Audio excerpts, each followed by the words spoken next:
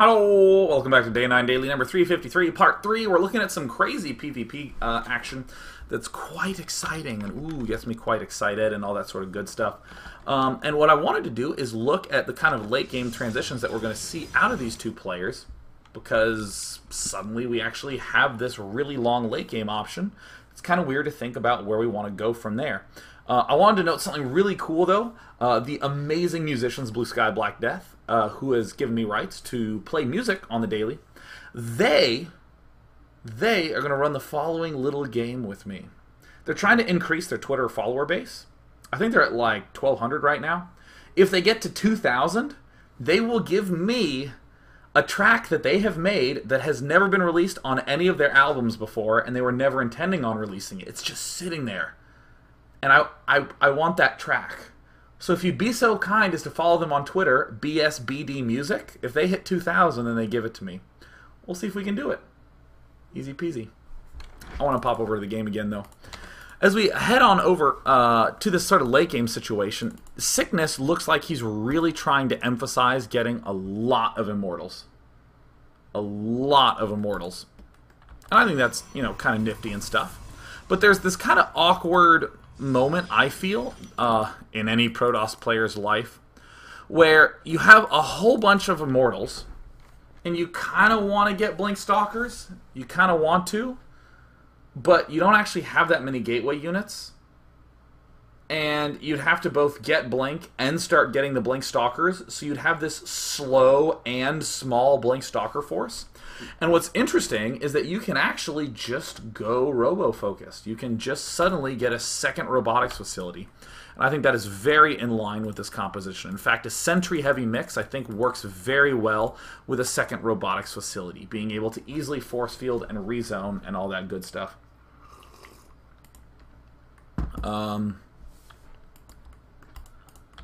So I think that is quite nifty. And of course, our Protoss buddy down here, who is going for this more gateway-heavy mix. I mean, it's intuitive to just look at his unit mix. Wow, I have a good amount of Zealots and Stalkers. Let me bolster this strength by going for more of the Blink and Charge Lot. Now, if you are up against another Blink Charge Lotting player, you should be a little bit leery with your expansions, and you probably want to stay a little tighter.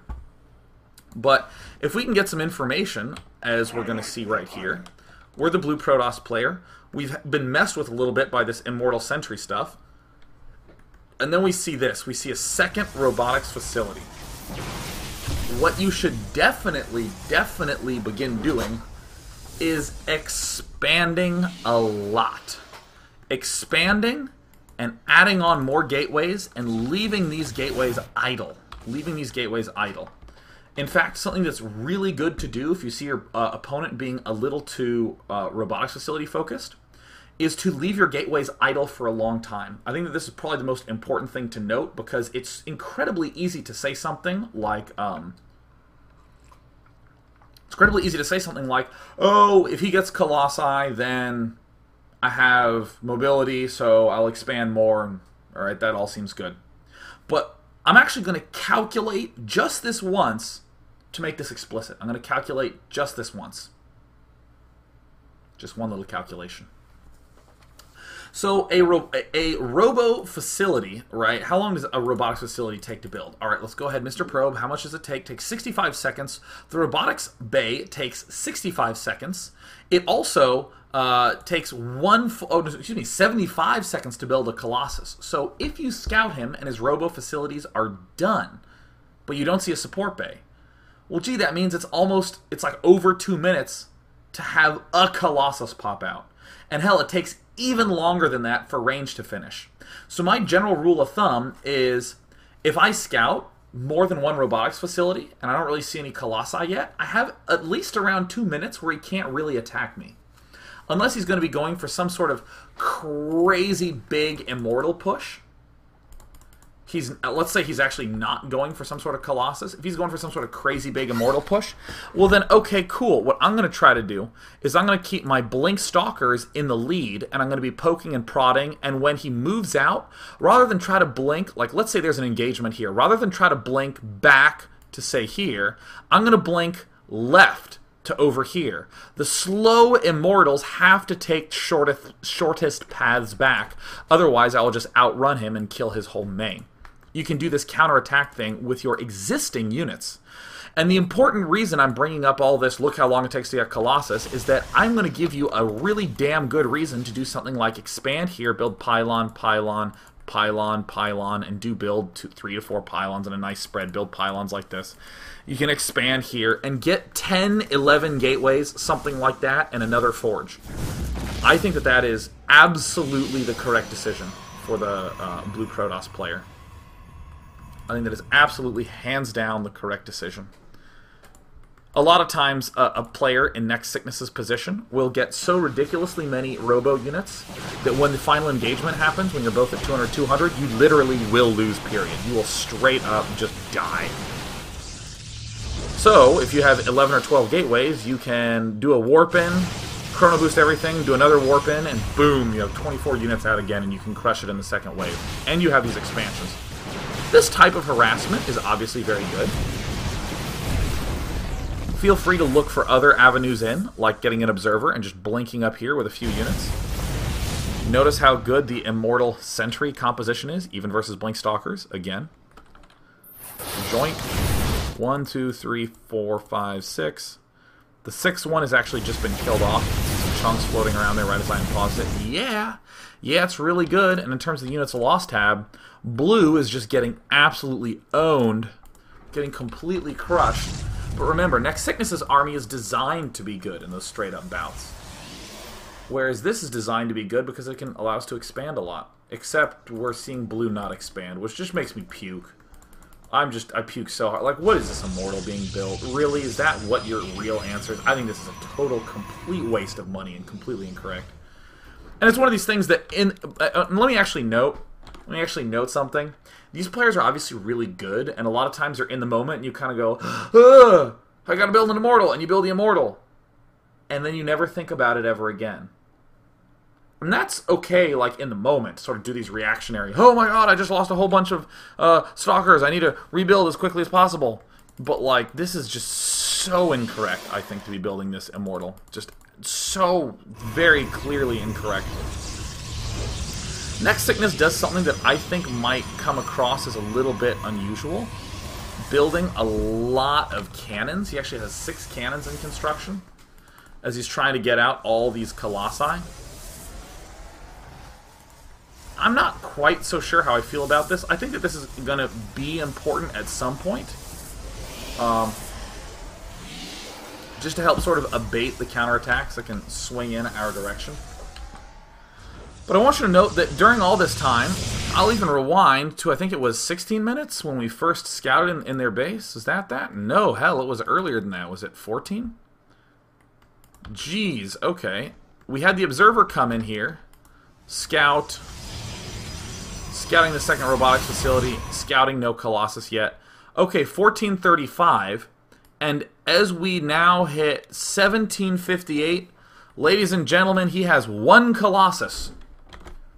See what I'm talking about? That was like well over 3 minutes worth of time where there's no Colossus.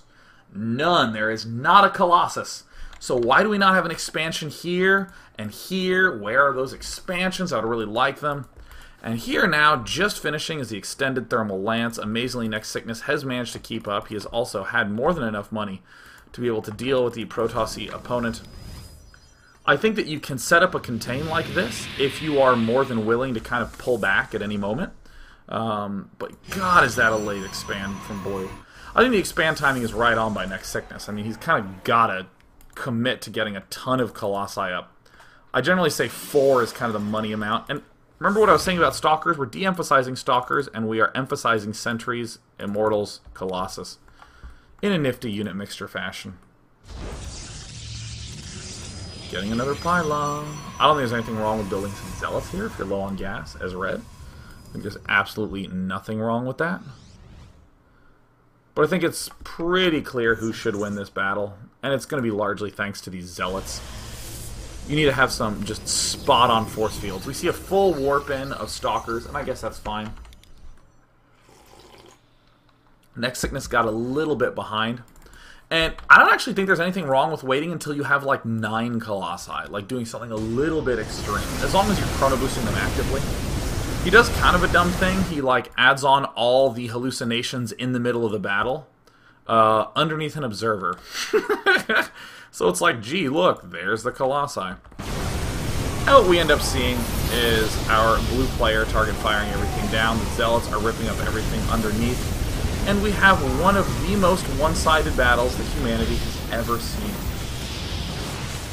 Do you see how much blue is left? Do you see that? That is awesome. That just kicks ass. That makes me just delightedly happy.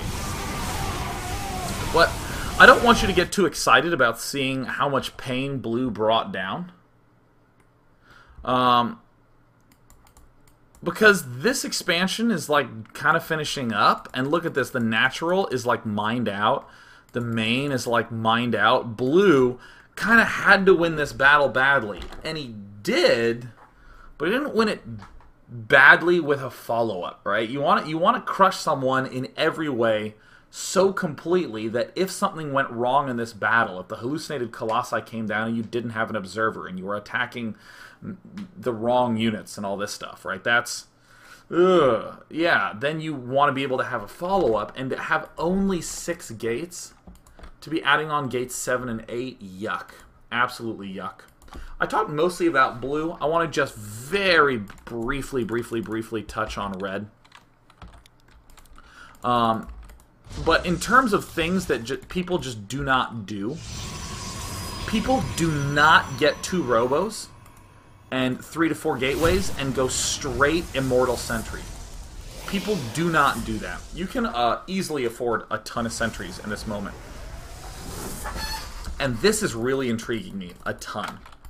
Going Immortal Sentry when you have seen your opponent going kind of gateway-ish. Against Colossus, it will just kind of get bear mauled, but you know, it's pretty clear if your opponent's kind of going blink. You see some Zealots with charge. You can kind of intuit that, what kind of mix he can be going for, and even if not, hell, just get an observer into his base and kind of poke around, or just poke at his front. Be aggressive with this mix.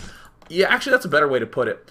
If I can get some, like maybe 3 Immortals and like 4, 5, 6 Sentries out early on, and even with something as little as, man, I'm bad at selecting. Even with something as little as like 3 Stalkers, like this sort of, these 12 units, something like this, doing some pushing very, very early against my opponent. This could likely glean me a good amount of information. In fact, as I'm looking at this, I'm getting excited because this is something that I can do quite well in my robo-based build. Wow, that's actually great, yeah. Taking this sort of force and just going for it, but Neck Sickness kind of lost so much early on, it's kind of tough. I'm curious about what the best way to deal with these sort of counterattacks are. I mean, other than just crushing it like that, but I don't know if it's having more observers, I don't know if it's having more spotter pylons that you're willing to get taken out. I think the big key is to kind of start being aggressive really early on, so he's kind of having to use his blink more defensively, trying to get poached out into some area like there, because right now it's a lot of Zealots, and I think we could force field it decently. We're seeing Neck Sickness just halt on all his gateway production. Oh, he has 5 gateways. Oh, I don't know how to count. Yeah, this is really interesting. So yeah, I do think that this is a really interesting example of 2 completely kind of divergent late-game thoughts after 2 really divergent early-game thoughts. One was, hell, if you're going for a big ground army, then I'm going to robo like crazy. And if you are going for, you know, that big robo pressure play and Eiler Expanded, then I'm going to be gateway all the way. We're going to go ahead and take some questions, and I wanted to answer one that I just saw pop up in chat, and I'm so sorry it's already scrolled away, so I don't recall who asked it, about air against really fast robo-type play. It's really good. Like, really, really good. I think a lot of players have been doing what I've been doing, which is where, you know, normally it would be like 13 gate, 14 gas. You know, I'll go like 13 gate, 14 gas, and then I'll get my core, and then I'll just build a robo as my next building. I've been sort of playing with that idea. It's been pretty fun. But I've been encountering people who just get a bunch of phoenixes and just smash me. And I'm unsure of what to do about that. I mean, just completely crunch everything. And I'm trying to figure out the best way to deal with that, because I'm trying to think. Like, let's say, for instance, you see your opponent build a gateway and then immediately build a robo. What if look, I'm trying to think of the extreme where I go like 2 Stargate Phoenix. I'm wondering what would be the best way to respond. I have some thoughts. One is I'm going to play passively. I'm not going to be a very attack-focused player. I think, honestly, what I have to do is study the economy of an air player really hard. Because on paper, they smash me badly. If I'm building Immortal Sentry, just lifts the sentries, kills those, lifts the Immortals, kills those, and it doesn't matter if he has only 5 Stalkers. I have only no units left. And I wonder if even getting Colossi at that point would be smart. I think what my intuition tells me is to play passively, get a Forge, and just like a cannon at my back and a cannon at my front and begin chrono boosting upgrades. I think really that's probably going to be the key. But there still has to be some logic. Like, part of me wants to say, okay, if he goes 2-gate Phoenix, what I'm going to do is immediately go 4-gate Zealot Sentry, because I can make so many units that he won't have enough energy to lift up all of them if I attack quickly enough. But I think that's kind of pushing it. That seems a little bit like, oh god, I really don't know how the hell to answer that one. Let me actually logging into Marquee. Logging into Marquee. That's something that I really have been thinking about a lot. And by the way, once again, if any of you would be so kind as to follow BSBD Music on Twitter, BSBD Music, then they will unlock a song for me. It's so awesome. Marky wants me to talk about Infinity. What? I will read this question out loud, because Marky is the king of admins and does so much for me. So I will read his question out loud. Marky says, Dear Day 9, us math teachers were trying to describe the concept of infinity. With you being you, can you give us your description of infinity?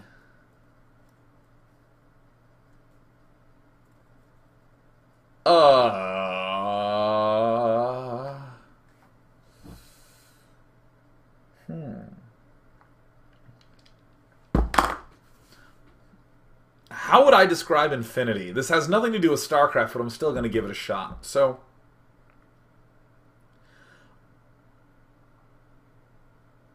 infinity, okay, so for me, infinity is a concept used in a lot of mathematical proofs. It's used a lot in real analysis, quite a bit. I don't use it as much in combinatorics. But, actually, I don't really use it in combinatorics. It's like, how many fingers can I count with infinity to? It's like not fun. I would say infinity is something that is so unbelievably vast. Like, the concept of infinity is to imagine this ridiculous, unbelievable largeness by starting to try to actually... How the fuck do I do that? Damn it! What is the concept of infinity? How do you say that? So at a simple level, it's always being able to have another thing. Always. Never running out of what you're trying to do. It just keeps on going. It's the limit of big, right? Now, I actually want to make a big explicit, right? Because once I've done that little description, I want to come back to what I was saying earlier, that infinity is just this vastness that is so great and so huge it can be hard to wrap your head around. And I want to say something like, okay, let's take 3 to the 3rd power. 3 times 3 times 3. Okay, that's 27.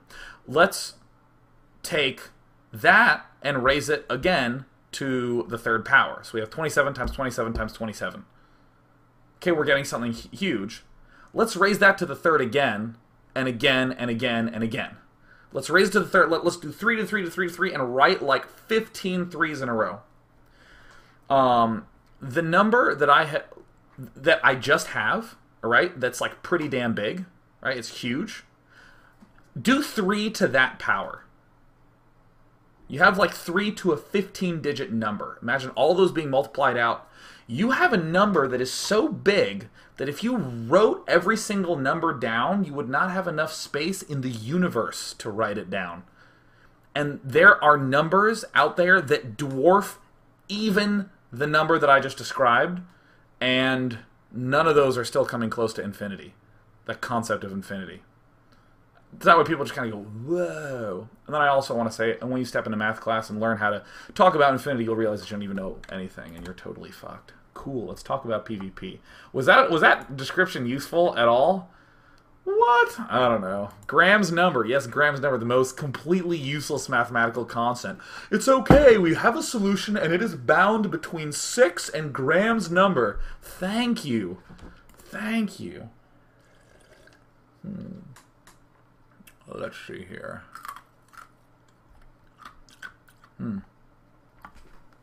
So Solid 817 says, Dear Day 9, how does one base fast Colossus affect the PvP matchup? I've actually I tried some one base Colossus. I just don't think it's very good. Quite honestly, I just don't think it's that strong. I have not tried to go like Gateway, Robo, Gateway, Colossus, like literally just sprinting to gateways or sprinting to Colossus. But some one-base Colossus pushes are good, but it's starting to get to the point where even when one-base Colossus pushes win, it's like that really all in and really risky. The range 6 Immortal is amazingly helpful against Colossus. Amazingly helpful against the Colossus. Because in particular, your Immortals will just rip through their Stalker line a lot more easily, because if the Immortal's getting shot at by a Stalker, then the Immortal can shoot back. It's not the way it used to be, where a Zealot would manage to work its way in there and the Immortal was stuck behind. Let me see. Uber Ponzor says, Dear Day 9, please comment on the upgrades. Please comment on the upgrades. All right, well, it looks like Sickness was at 1-0. The other player was at 1-0 and soon to be 2-0. Now, I haven't done a lot of the 2-0 research, but I know that for the really basic upgrades, in almost every circumstance, things can absorb an extra hit or kill the other thing in an extra hit. Like a Zealot, if I upgrade my Zealot, it can kill your Zealot and your Stalker in one less hit. And if I get 1 armor, it can take 1 more hit from a Stalker and 1 more hit from a Zealot. I think I said that right. So, upgrades are surprisingly important in those early game confrontations. So I really feel like getting like fast 1-1 upgrades, super going to swing the battle in your favor. Super going to swing the battle in your favor. Like such a super duper much. Super. Saffron, Dear Day 9, can you expand on the idea of idle gateways? Yeah. Anytime where you are not under immediate threat of dying. So let's say something like you are being warp gated and you see the pylon at the bottom of your ramp, you're under immediate threat. Or if he has not expanded at all, and he's building up a big force, and you've had your expansion for a while, and you're like, oh, you could attack me at any moment. You want to be continuously building your army because you want it to grow, because at any time you could be coming out. But let's say he's doing something like going for Colossus. You have a little bit of leeway there where you can just kind of hang out. If he does push, you're going to have to respond. But if he does push, his push isn't going to be that big, because he's devoting all this money to Colossus. And if his Colossus are like a quarter done when he attacks, sure, it's a surprise attack, but it's also a surprise weak attack. So this concept of idle gateways that I've been playing with exploits the fact that when I want to warp something in, it's instant. It's completely and totally instant. So this means that I can do something like begin expanding, make 4 more gateways while my 6 gateways are idle, just doing nothing, and then all of a sudden I see him attacking, and I'm like, oh my god. And I warp in 1 round of units, chrono boost all 6 gateways, warp in another round of units 20 seconds later. Really, really, really fast doubling of army size in that fashion. And there's this really gross feeling that I know a lot of Protosses have, which is where they have like 4 gateways and they don't have any money. They have 4 gateways, they don't have any money. 4 gateways, still don't have any money. Oh, 4 gateways and I have a little bit of extra money, and then we build gateways 5 and 6. And then all of a sudden, while gateways 5 and 6 are building, you have tons of extra money. Because it's like your resources kind of felt like they did this, right? Where they were like really low, really low, really low. Wow, where'd all this money come from? And that wow moment like that, what I am trying to do is like right here have a little money. Instead of building units, build gateways, build gateways, build gateways. And then wow, my money increases. I can spend it again really, really fast. Because on 2 bases, if everything's looking really good, you can probably support like 9, 10 gateways, making a lot of zealots and archons, like if you have a little bit of money stored up and you don't have to do things like build pylons. So I want to get to that moment. I'm just really interested in the idea of trying to leave those gateways idle a lot, because it was very common in other matchups to hit points where you're like, now this is when I make structures and I halt making other units. But with Protoss, I'm thinking you can do that in a more extreme sense, because you can always respond with the instant warp-ins and then the instant second, or the near instant second round. So that's going to wrap up Day 9 Daily number 353. Hope you enjoyed it. Tune in to the GeForce SC2 Pro-Am finals tomorrow at 6 p.m. And, of course, at 7 p.m. I do believe there will be a daily as well, so watch that. And starting on Friday is the Red Bull LAN. Go to redbullusa.com/LAN. There's going to be Destiny and Chef and Slush and Rhett and QXE and Goody and Bomber and Minigun and White Raw and Sake and Tyler. Yes, I did it. Bye, guys. Tune into everything I've ever done ever. Love.